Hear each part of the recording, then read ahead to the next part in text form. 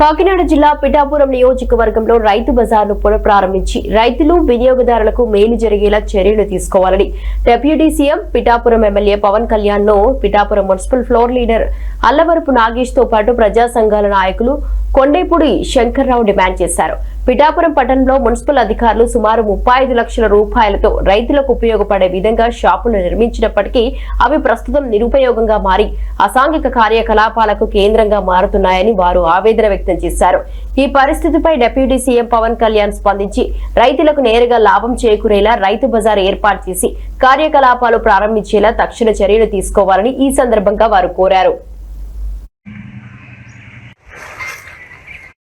పిఠాపురంలో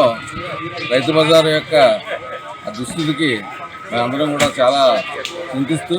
ముఖ్యంగా 2013లో దీని నిర్మాణం పూర్తి చేసినా సరే ఇప్పటివరకు కూడా సుమారు 13 సంవత్సరాలుగా కూడా దాని ఉపయోగం లేకుండా దాన్ని నిరుపయోగం చేయడం అనేది కూడా చాలా విచారించదగ్గ విషయం. ఇది అంటే జరిగిపోయిన కాలానికి మనం ఏం చెప్పలేకపోయినా ఇప్పుడు ఉప ముఖ్యమంత్రి గారి యొక్క ఉద్దేశ ప్రకారం కానీ ప్రతి మండలంలోని ప్రతి నియోజకవర్గంలోనూ ఒక రైతు బజార్ ఉండాలనే ఒక ప్రభుత్వం యొక్క ఒక ఆశయంతో ప్రకారంగా కూడా పిఠాపురంలో కూడా ఈ రైతు బజార్ని పునఃప్రారంభించి రైతులందరికీ కూడా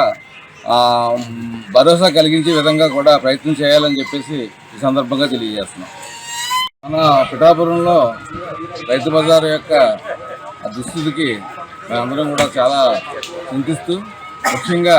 2013లో దీని నిర్మాణం పూర్తి చేసినా సరే ఇప్పటివరకు కూడా సుమారు 13 సంవత్సరాలుగా కూడా దాని ఉపయోగం లేకుండా దాన్ని నిరుపయోగం చేయడం